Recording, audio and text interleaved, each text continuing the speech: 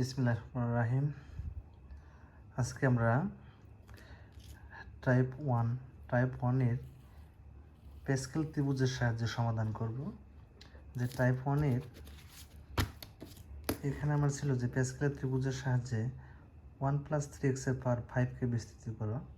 যেখানে আমি 5 না দিয়ে টাইপ ওয়ানে আমি 4 দিয়ে ফেলেছি, সেজন্য আমি 4 দিয়েই এই প্যাসকেলকে সমাধান করব। এটা হচ্ছে প্যাসকেলের ত্রিভুজ, যার জন্য বলেছিলাম যে এটি নিয়ম হচ্ছে শীর্ষ 1 হবে, বামে 1 থাকবে, ডানে কি থাকবে 1 থাকবে। তো আমাদের এই যে আগের যে সূত্র আছে যে n এর মান 0 হলে হয় কত 1, n এর মান 1 হলে কত হয়, পদ সংখ্যা হয় কত 2, সেটা হচ্ছে এই y এর সহগ হচ্ছে কত 1, তাহলে 1 1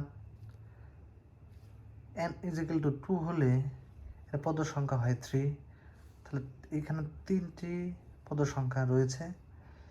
প্রথমে 1 থাকবে, এখানে y এর সহগ হচ্ছে 2 আর y² এর সহগ হচ্ছে কত 1। তাহলে সেই ক্ষেত্রে যদি আমরা দেখি প্যাসকেলের ত্রিভুজটা এইরকম আসে, যদি এখানে 4 হয় তাহলে আমরা জানি পদ সংখ্যা এখানে n এর মান যা হবে তার চেয়ে 1 বেশি হবে। তাহলে এখানে 4 হলে পদ সংখ্যা কত হবে 5 হবে। সেই জন্য আমাদের এখানে কিন্তু যে লাস্ট লাইনে যদি আমরা খেয়াল করি, এখানে কিন্তু 5টি পদ সংখ্যা রয়েছে। এই 5টি পদ সংখ্যারে আমরা কিভাবে নিয়ে আসছি, তাহলে শীর্ষে 1, তারপরে এই 1, আবার কি 1। এখন এই 1 এবং 1 পেলাম কিভাবে, সেটা আমি এখানে যে বলে আসলাম যে 1 + y এর পাওয়ার 0 হলে হয় 1, 1 + y এর পাওয়ার 1 হলে আসে কি 1 + y। এখন এই y এর সহগ হচ্ছে শুধু 1, তাহলে এখানে 1, আর এই y এর সহগ হচ্ছে কত 1, তাহলে এখানে হলো কি 1 1। ঠিক সেমভাবে যদি 2 হয়, 1 + y দিয়ে স্কোয়ার যে করছি এটা 2 যদি হয়, তাহলে 1 + 2y + y² হয়, তাহলে এখানে 1, এখানে y এর সহগ কত 2, আর এখানে y² সহগ কত 1। সেজন্য কিন্তু আমি কী করেছি এখানে 1, আর এই 1 আর 1 যোগ করলে কত হয় 2, কত 1। ঠিক সেম 1 রেখে দিয়েছি, 2 আর 1 যোগ করলে হয় 3, 2 আর 1 যোগ করলে হয় 3, আর কত 1। এই 1 আবার শুরুতে বামে রেখে দিয়েছি, 3 আর 1 যোগ করলে হয় 4, 3 আর 3 যোগ করলে হয় কত 6, 3 আর 1 যোগ করলে কত হয় 4, আর 1 কি থাকবে। তো এইটাই হচ্ছে আমাদের প্যাসকেল, যে শীর্ষে 1, তারপর কি বামে 1 ডানে 1, বাম আর ডানের 1 দুটো যোগ করলে হয় কত 2, বামে ডানে 1 থাকবে, 1 আর 2 যোগ করলে হয় 3, 2 আর 1 যোগ করলে হয় 3, বামে ডানে 1 থাকবে, 3 আর 1 যোগ করলে হয় কত 4, 3 আর 3 যোগ করলে কত হয় 6, 3 আর 1 যোগ করলে কত হয় 4, বামে ডানে 1 থাকবে। এখন যেহেতু আমার এখানে কত 4, তাহলে এখানে আমার পদ সংখ্যা কত 5, এখানে কিন্তু 1 2 3 4 5 পদ সংখ্যা 5টি পেয়ে গেছি আমি। তার মানে আমার প্যাসকেল এটা করা শেষ।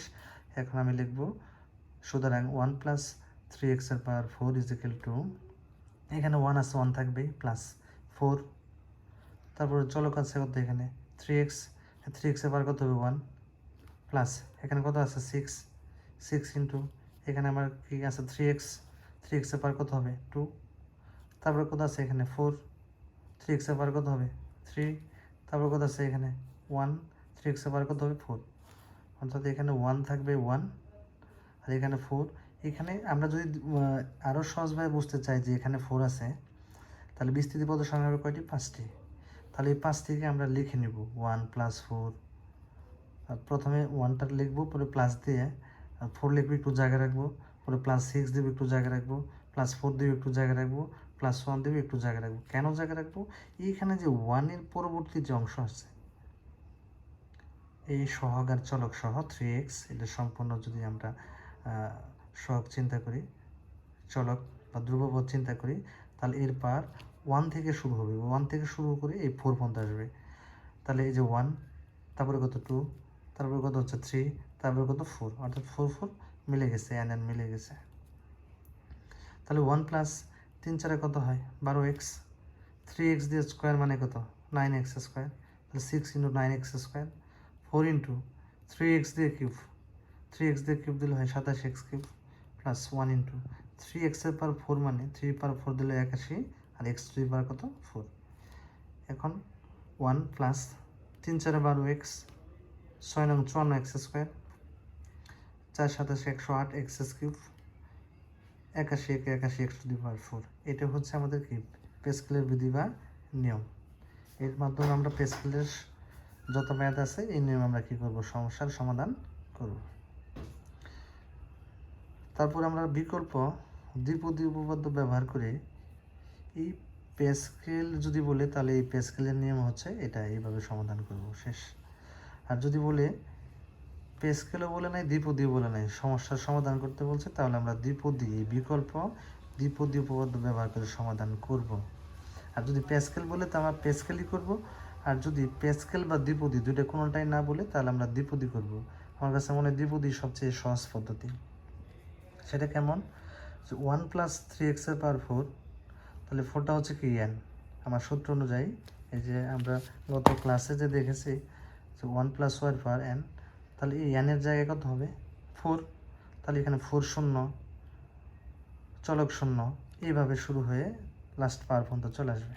তাহলে আমরা দেখি এখানে কি আসছে, 1 + 3x⁴, তাহলে 4, তাহলে 4 শূন্য 3x⁴ 4 1 3x⁴ 1 plus 4 2 3x⁴ 4 3 3x⁴ plus 4 4 3x⁴, অর্থাৎ এই লাস্টে এর পাওয়ার যত 4 আছে এই লাস্ট 4 4 একদম মিলে যাবে। আর যদি বলে প্রথম 3 পদ, তাহলে 1 পদ 2 পদ এই 3 পদ পর্যন্ত আসবো। যদি বলে 4 পদ, তাহলে এই 3 পর্যন্ত আসবো। আর যদি কোনো পদের সংখ্যা উল্লেখ না করে, তাহলে যেহেতু 4 আছে তাহলে আমার 5টি পদের সংখ্যা আসবে, এই জন্য 0 1 2 3 এই 4। এখন গুণে যদি আমরা 1 2 3 4 5 5টি পদের সংখ্যায় চলে আসে কিন্তু।